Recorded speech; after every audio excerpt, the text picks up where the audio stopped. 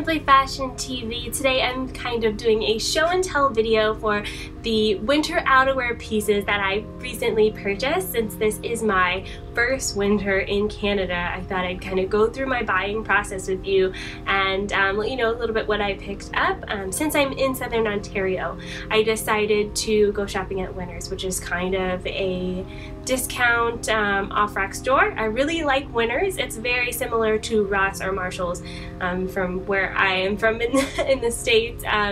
So that was my first choice to go to try to get a coat. Now I did try to look for pieces that were under $100 for coats, but I'll kind of go through why I selected the coat that I did and its price point. So this is the coat that I got. It is a Betsy Johnson winter coat. I really was attracted to it because of the polka dots on the inside. I love how cute it looks. Even though you can't see it when I'm wearing it, I know it's there, so it made me excited. I went shopping with my husband, so he actually helped me pick out things that matter besides polka dots on the inside. But let's start with the hood.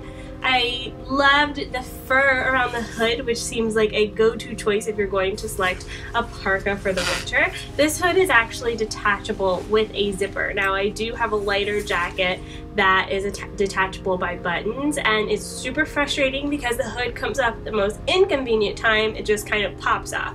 So I really liked that. Even though this hood is detachable, I'll probably never detach it, but it does have a zipper. I like the material of it. I like how heavy it was. I wasn't looking for something light just because I am super cold-natured and I really want to be warm. Like, being warm is my #1 goal in life. So this coat quickly came to the forefront out of all the other coats that I tried on just because it was warm, and I liked how long it was. So the length of it was a huge factor in how I chose the coat, because I wanted something that would go down to my knees, because I know that I lose a lot of heat and I wanted my butt to be covered and my thighs to be covered.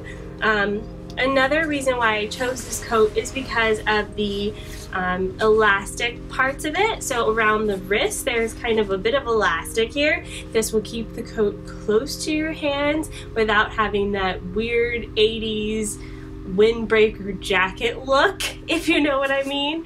And it also has elastic around the waist, so it kind of cinches it in, but then it also allows for layers. I ended up getting a small size. I was actually looking at medium sizes because I wanted something with the ability that I can wear layers, but apparently jacket companies know that you want to wear layers, so that's kind of a built-in feature with jackets, something that I wasn't expecting. So this is a size small, and it does have pockets. Now the pockets, I loved these pockets because they have buttons on them. So if you put, say, your phone in your pocket and snap the buttons, like, the chances of snow or water, moisture getting into your pockets are minimal, or you can just leave them unsnapped if you want to quickly get into that pocket. And I don't know if you'll be able to see this, but they're detailed with the Betsy Johnson logo. How cute. Now this jacket, cost $150. So it was a little bit more than I wanted to spend initially, but after trying on jackets, I realized all of the jackets that were under the $100 price point weren't the quality that I was looking for. And since this is an investment piece, I was willing to spend a little bit more because chances are I'm going to be wearing this for the next 5 to 10 years. Fingers crossed. I think that's everything I have to say about this particular jacket. I'm really pleased with the purchase, and of course after the winter is over I'll come back and share with you guys if it really kept me warm. I think my opinion is a little bit subjective because I'm not used to this kind of temperature at all anyways, but I figured if anybody's moving from a warmer climate to a colder climate, maybe this information could be helpful. The next piece that I wanted to talk about were the gloves. These were $10. They're actually guys' gloves. Again, I got them at Winners, and I don't think it matters when it comes to keeping yourself warm what kind of gloves you get.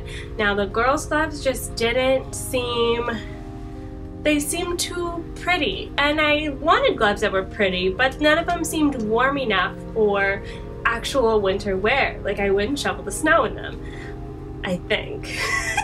Do I sound Canadian yet? So these were really warm. The thing that I liked about them again is they have adjustments on the wrists, so I can just kind of make this tighter if I want to, and they have finger pads as well, so like touching my phone or something could be a little bit easier, but I don't know why I would be touching my phone with these on. I don't know, maybe I'll learn. These are called Hot Paws, and they were $10 at Winners. And oh, another thing is they come with these connectables, which is it's cute while they're connected. It's like a little, I don't know, what are these called? It's cute while it's connected, but I feel like when it's not connected and you're actually wearing the gloves, they kind of feel stupid. But that's just my opinion. I don't know if I'll care when it's cold. So gloves, yay!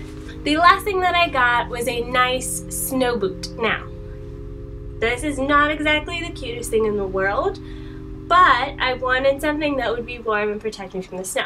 So this brand is called Super Fit. It's a Canadian brand, I believe.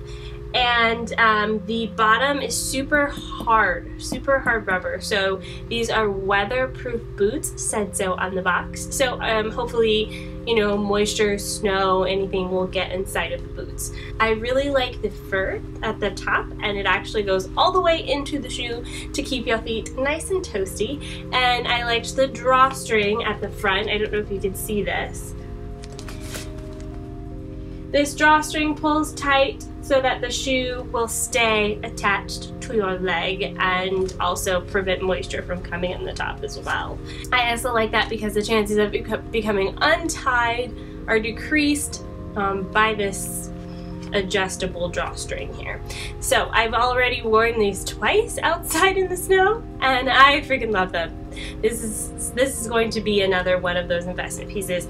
This was $70. So again, a little bit more than I wanted to spend, but as an investment piece, this is something that will last me a few years. So at the very least, it will protect me from the snow.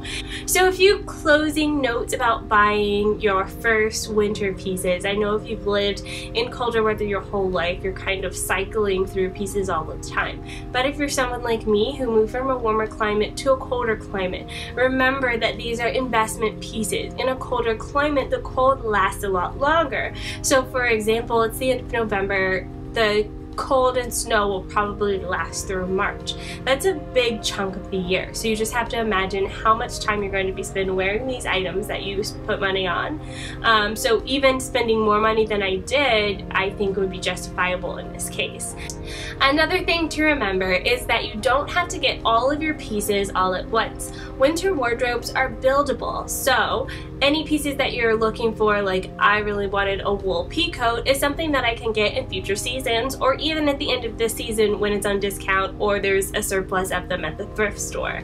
So enjoy your winter shopping, good luck, and if any of you real Canadians have advice out there for me about how to stay fashionable and stay warm, I would love the comments in the comment box below.